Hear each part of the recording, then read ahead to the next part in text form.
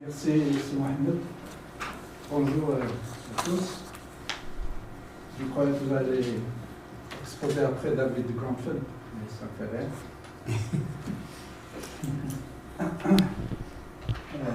Avant de commencer, je voudrais attirer votre attention sur le fait qu'il y a une ancienne Sega à côté d'ici. En fait, Rabat était alimenté essentiellement par deux grandes ségas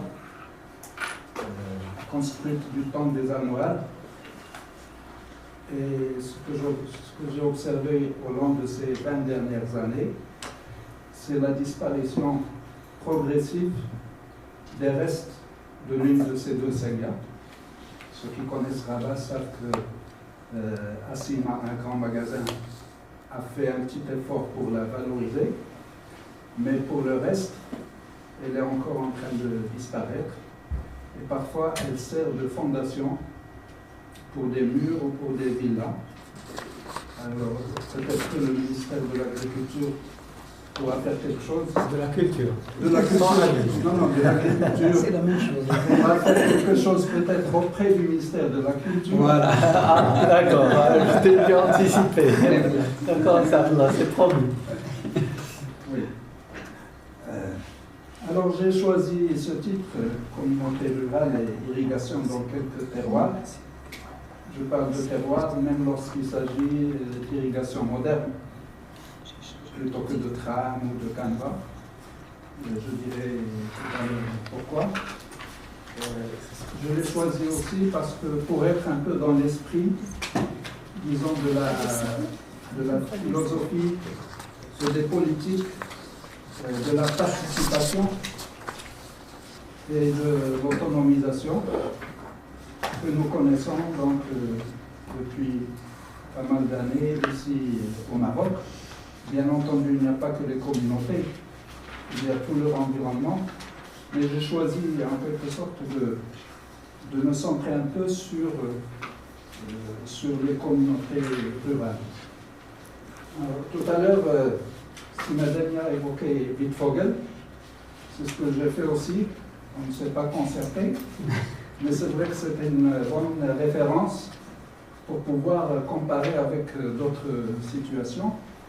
Et par rapport à la société hydraulique et au despotisme oriental étudié par Wittfogel, on peut considérer que le Maroc est un pays qui a certaines caractéristiques, disons, géographiques, avec une forte diversité des écosystèmes, une multiplicité et une forte dispersion des secteurs irrigués, qui constituent un cadre d'enjeux de pouvoir autour de l'eau d'irrigation, souvent conflictuel dans l'histoire, entre l'État, les pouvoirs régionaux et locaux, les pouvoirs séculiers et spirituels, et les communautés locales rurales. Ce qui fait que c'est un schéma qui n'est pas celui des sociétés hydrauliques à forte dominance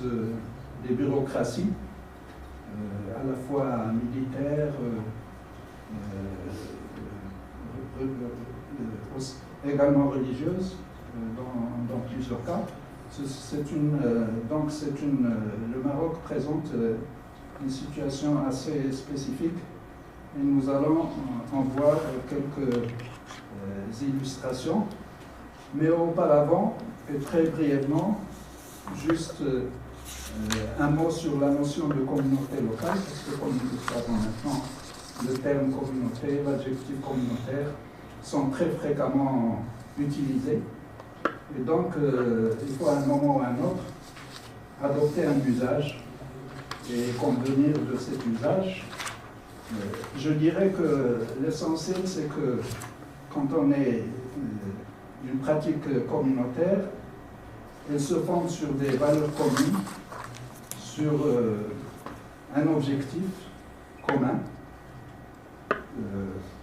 le respect de règles communes, la cohésion et l'équité entre ses membres, une forte densité de l'interconnaissance entre ces membres. Donc, en principe, on devrait avoir affaire essentiellement à des groupes de petite taille. Dans le cas du Maroc, l'exemple du village ou du groupe de village, bien le groupement pastoral, nomade notamment, bien qu'il soit aujourd'hui en voie de disparition, et aussi l'acceptation commune par les membres du groupe des innovations possibles. Alors, on peut évoquer, bien entendu, pour ce qui est de l'histoire du Maroc, le cas de la tribu, bien entendu. Alors, dans l'optique que j'ai adoptée, la tribu est composée en quelque sorte de communes rurales. Je ne vais pas plus loin, parce que ce n'est pas vraiment l'objet de la rencontre, mais c'est une façon simplement d'évoquer la notion et de montrer qu'elle n'est pas simple. Alors, donc, quelques illustrations. Je suis désolé pour ce qui est des croquis présentés, celui-ci et les suivants, parce que je les ai fait faire à la hâte. Mais là, c'est pour présenter la région, disons, de Marrakech. Alors, en gros, nous avons ce qu'on appelle le house central, à partir de cette ligne en allant vers l'ouest. Et nous avons le house oriental, à l'est de cette ligne, qui concerne les bassins de l'Oum Rabia. Alors que pour ce qui est du house oriental, il s'agit essentiellement du bassin du Tinsift, avec plusieurs oueds qui descendent donc, qui sont drainés par l'oued de Tinsift.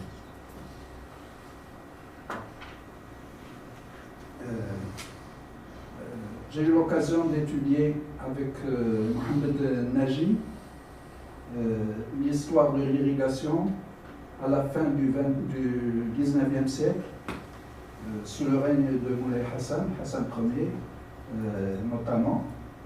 Et donc, je me concentre sur la partie ouest du house central, avec Marrakech, que vous voyez ici, et avec l'idée de présenter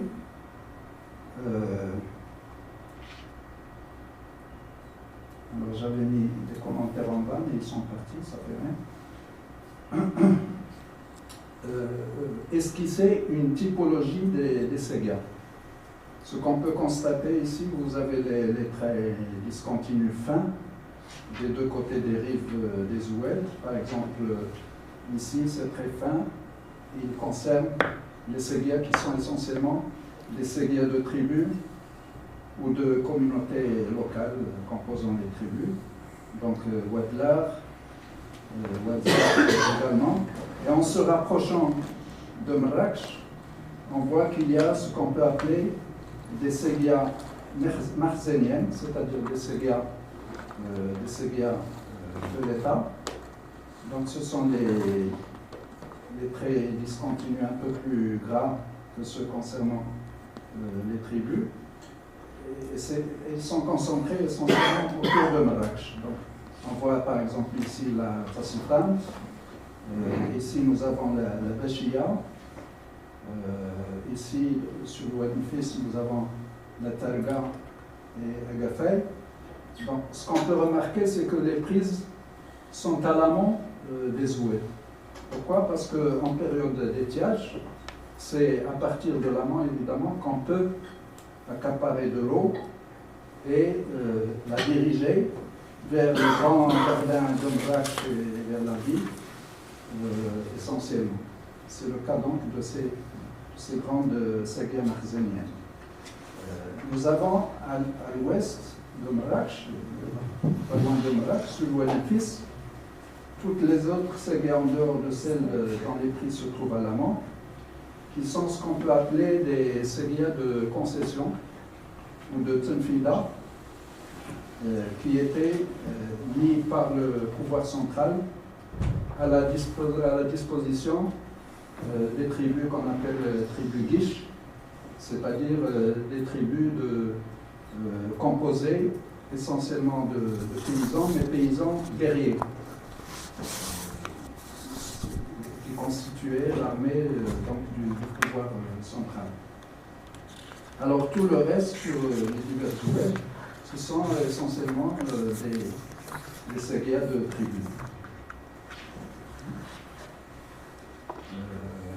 Je vais passer rapidement parce que simplement pour dire que pour ce qui est de l'administration des eaux du Makhzen, il y avait tout un appareil, mais qui n'était pas suffisamment étoffé pour pouvoir s'occuper de l'administration et de l'entretien, de la maintenance des réseaux d'irrigation tout seul. Le Makhzen devait en même temps faire appel à des métayers, par exemple, ou bien effectuer des levées de communautés tribales, etc. Mais disons que, de manière générale, ce qu'on peut dire là-dessus, c'est pour ça que je parlais tout à l'heure de Wittvogel, c'est que dans le cas du Haus, pendant cette période qui était en plus marquée par de fortes sécheresses, on constatait des situations conflictuelles, notamment par exemple par le fait que le Makhzen s'accaparait des droits d'eau à l'amont à partir de ces sagas, bien entendu, d'une part, mais même il lui arrivait d'interdire par exemple le passage des eaux par les prises tribales. Donc il les surveillait de manière à ce qu'ils n'utilisent pas l'eau. Ou encore il procédait à la destruction de maraîchage à l'amont de Merak pour accorder la priorité au jardin de l'Agdal et de la Minara, les jardins du Makhzen. Et également, ceci c'était du côté du Makhzen, mais on pouvait constater aussi qu'il y avait des détournements d'eau du Makhzen par les tribus, des rébellions, etc. C'est-à-dire que le Makhzen ne pouvait pas parvenir à un état de despotisme tel que celui qui a été décrit dans certains cas par Wittvogel. Alors, un autre cas, celui de la Tassa Ottoman, là aussi, c'est un peu le même schéma en fait que. Alors, la Tassa Ottoman, on est dans le bassin de Morgar, j'avais montré tout à l'heure. Nous avons grosso modo le même schéma que dans le Haus, avec les sagas makhzeniennes qui sont à l'amont, et qui peuvent détourner les eaux plus facilement quand elles veulent. Donc la saga Sultania et la saga Jdida, qui était également une saga Makhzen, mais qui à un moment donné a été vendue aux tribus parce que le Makhzen avait besoin de fonds. Et ce qui est intéressant, c'est de voir que les liserés en marron, ce sont les limites des communautés locales. Et donc, on voit grosso modo une superposition entre limites des sagas et limites, entre tracés des sagas et limites de communautés. Des fois, c'était une seule communauté, ça pouvait être 2, 3 communautés, etc. Alors, à ce niveau-là, ce qui est intéressant, ce sont les notions de droit collectif, plutôt de droit d'amont et de droit à l'eau. Alors, selon le droit coutumier local, les usagers d'amont sont les prioritaires. Ils lâchent l'eau quand ils ont pu satisfaire les besoins de leur culture. Alors là, il y a une hypothèse, c'est que du fait que les prises de saga se trouvent en général, par exemple, telle commune, commune A, commune B plutôt, commune B, elle a sa prise au niveau de la commune A, pour des raisons topographiques, etc. La commune C a sa prise au niveau de la commune B, et ainsi de suite. Je simplifie parce que la réalité est beaucoup plus riche que cela, bien entendu. Mais l'hypothèse, c'est que pour pouvoir contrôler la prise, il faut un système de coalition. Là, on est un peu dans la théorie de la segmentarité. Il n'y a pas d'archives, bien sûr, mais c'est la lecture de l'espace qui peut induire ce genre d'hypothèse. Alors, les coalitions, pour qu'elles puissent contrôler les prises, sont obligées de se constituer, ou plutôt, elles se constituent en alternance par rapport au cours de l'eau. Alors, le tribu d'Esrarna, dont fait partie cette zone de la Tassautaman, était constituée en deux grands lefts de coalitions, deux grandes coalitions, les Hausa et les Sawara.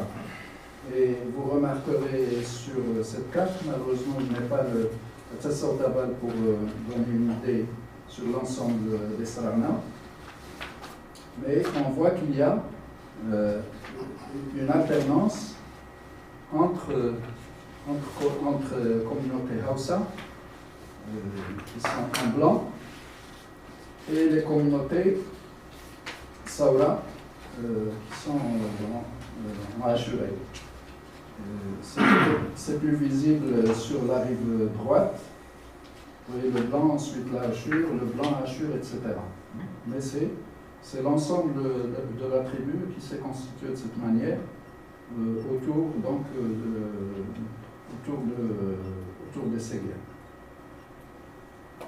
Alors il n'y a pas d'archives, c'est ça le problème, c'est qu'on est obligé de faire des hypothèses. Alors, la Tassautaman maintenant, sous le protectorat et période post-indépendance jusqu'à la veille des aménagements hydro-agricoles. Alors, toujours comme fond, nous avons les limites de communes avec les Séguiens. Et là, en fait, ce que je voulais surtout souligner, c'est le fait que, si vous retenez bien, parce que malheureusement je n'ai pas pu faire la superposition, si vous retenez le tracé des Séguiens, vous allez voir qu'en arrivant à la période d'aménagement, nous avons pratiquement le même schéma moderne plaqué sur le schéma traditionnel. Alors, ici c'est le schéma, c'est le canevas, c'est le nouveau canevas, le canevas hydraulique dressé dans le cadre de l'aménagement hydro-agricole de la Tassautaman. Nous avons donc l'Oued, nous avons le barrage un peu au sud de ce point, indiqué par la flèche. Nous avons une galerie souterraine. Et à partir de la galerie souterraine, il y a deux grands canaux primaires, le canal Est, à partir du point de départ des Séguiens, qui longe le long des deux rives l'Oued. Et donc, ils ne font que remplacer, disons, la tête morte des anciennes Séguiens. Je reviens, si vous voulez bien retenir un peu cette partie, nous avons pratiquement le même tracé des Séguiens. Autrement dit, c'est ce qu'on a appelé d'ailleurs un schéma socio-hydraulique, que les historiens, les hydrologues, ou plutôt les hydrauliciens, ont joué avec la topographie pour essayer de se caler sur le tracé des anciennes Séguiens. Alors, du côté ouest, également, nous avons la même situation, bien qu'avec quelques modifications, parce que dans le schéma traditionnel, les Séguiens partaient de l'Oued, alors que là, elles partent, les nouveaux canaux partent de ce canal primaire principal pour irriguer ces zones qui étaient irriguées auparavant par les Séguiens traditionnels. Mais en revanche, ce qui est intéressant aussi, c'est que à droite de ce canal principal, nous avons les Sarana. Mais sur la gauche, ce sont les Emran. C'est-à-dire qu'à ce niveau-là aussi, on a essayé de suivre un peu la limite entre les deux tribus. Alors, jusqu'ici, nous avons parlé du Hawz et de la Tassaut. Là, on se transporte ailleurs. Là, on est en pleine montagne, à 2000 mètres d'altitude, dans les Zayt Bougmaz, une grande vallée du Haut-Atlas central. Alors, ce qui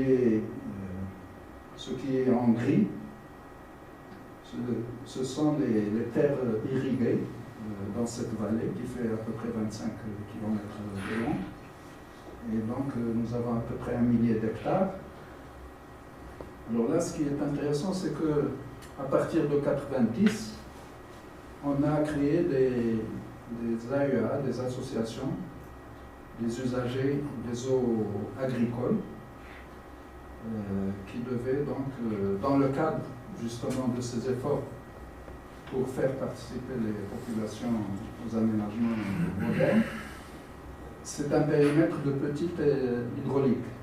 C'est qu'en fait, vous le savez, nous avons la grande hydraulique, les barrages, les grands pompages, etc.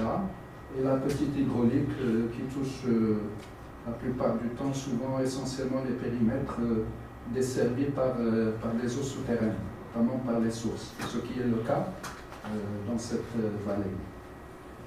Et quand on fait de la PMH, on fait de petites interventions hydrauliques, telles que par exemple l'amélioration du captage, la protection du périmètre hydrique, etc. Mais on ne pénètre pas à l'intérieur. On garde les mêmes droits d'eau, le même type de droits d'eau. La population garde leurs coutumes en matière de répartition des droits, etc. Mais on a quand même créé des AUA. Alors nous avons 32 communautés rurales dans cette vallée, mais on a créé seulement 4 AUA. 4 AUA qui couvrent donc l'ensemble des 32 communautés. Ceci a posé des problèmes au niveau du fonctionnement, parce que justement, il y avait un défaut de représentativité de l'ensemble des communautés. D'autant plus que la loi relative aux AUA fixe le nombre de membres du bureau à 7 personnes, sans aucune flexibilité. Alors là, entre le moderne et le traditionnel, on voit qu'à ce niveau-là, il peut y avoir des problèmes. Effectivement, il y avait des dysfonctionnements. Ceci a été observé au milieu de la décennie, enfin vers 2005. Bien entendu, il faudrait y retourner et voir ce que c'est devenu. Alors, il y a d'autres cas qu'on peut citer. Là, je n'ai pas de carte, mais juste pour vous dire, surtout pour ce qui concerne, tout à l'heure, j'avais évoqué parmi les critères concernant les communautés locales, la question de la taille. Ce n'est pas le seul cas, bien entendu, mais dans le cadre des aménagements et avec la création de ces AUA, la question de la taille de l'association a joué un rôle pour ce qui est du bon ou du mauvais fonctionnement des associations. Et donc, ce qu'on a pu observer, par exemple, dans le Souss, il y a eu des AUA créés autour de pompage. On a constaté que ces AUA ont pu servir en même temps de creuset pour retrouver en quelque sorte les anciennes pratiques communautaires, notamment par l'extension de son activité qui, en principe, d'après ses objectifs, ne concerne que l'eau, pour s'occuper également, par exemple, d'approvisionnement, d'autres équipements, d'acquisition de matériel de transport, etc. Alors, il y a une autre expérience également intéressante.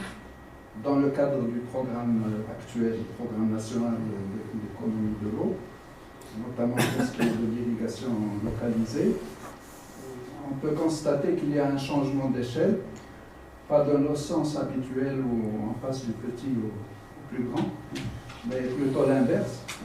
Là aussi, il y a de grandes, dans les Doukala, c'est-à-dire la région de Jadida, Il y a aussi des AEA, mais qui couvrent en raison probablement de contraintes hydrauliques, de grandes AEA.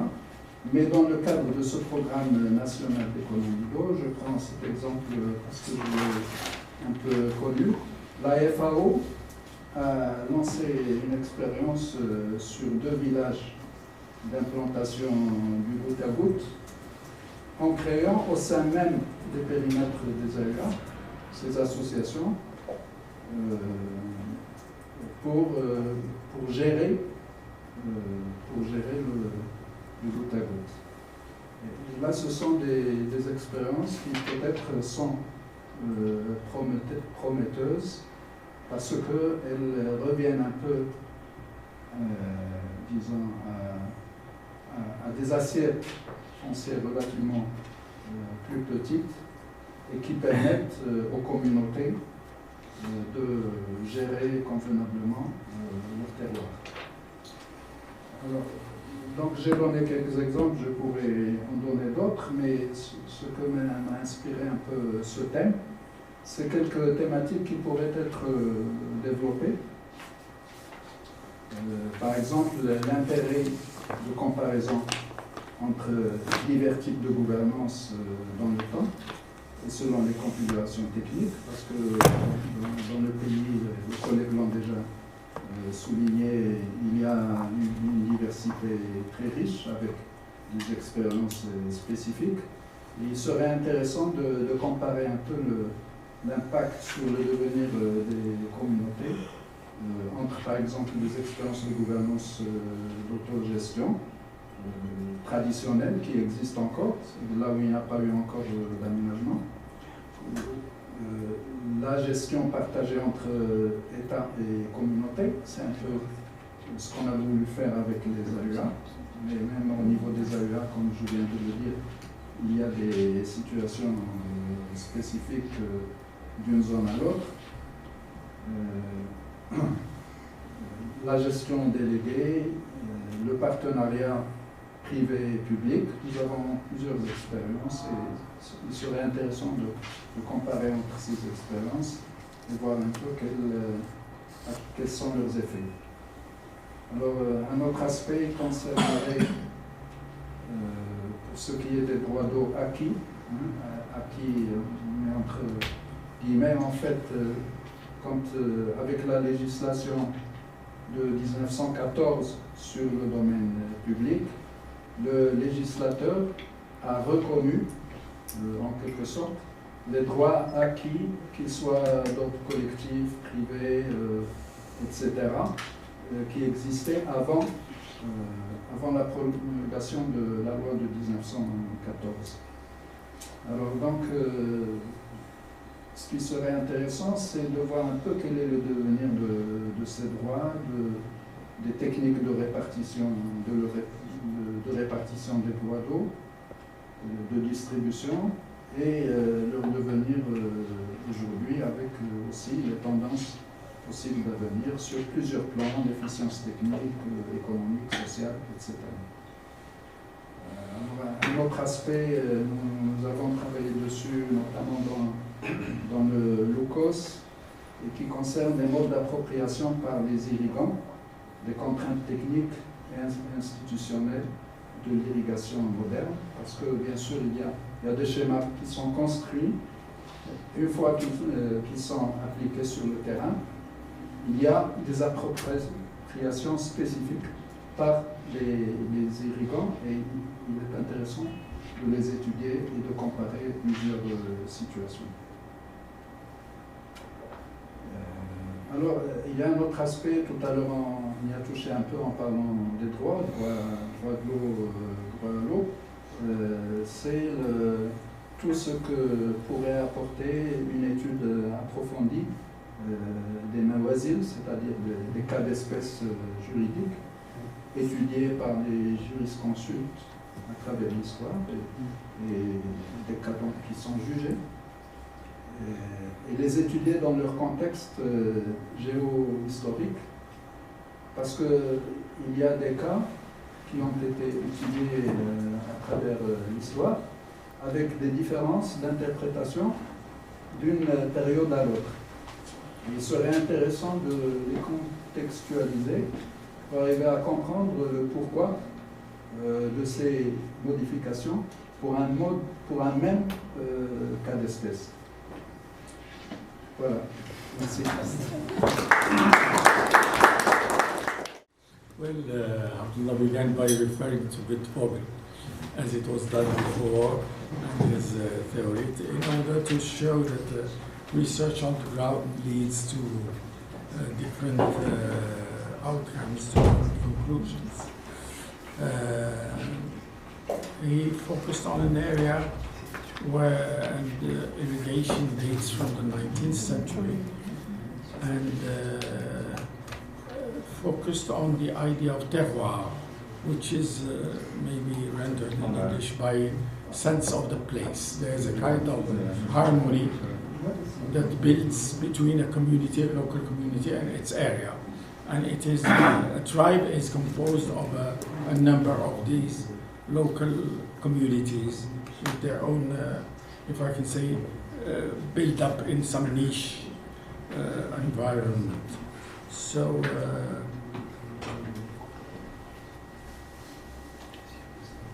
the systems of irrigation are based on the respect for the acquired rights. The custom becomes law in a way, and the rights that are obtained by some communities are enshrined in regulations and are kept for generations. And the fact that diversity is the case, and that these are communities that are very well embedded in their environment and create some kind of continuum between custom, law, regulations and habits, is something that is illustrated by these cases and shows that there is a lot to learn from them.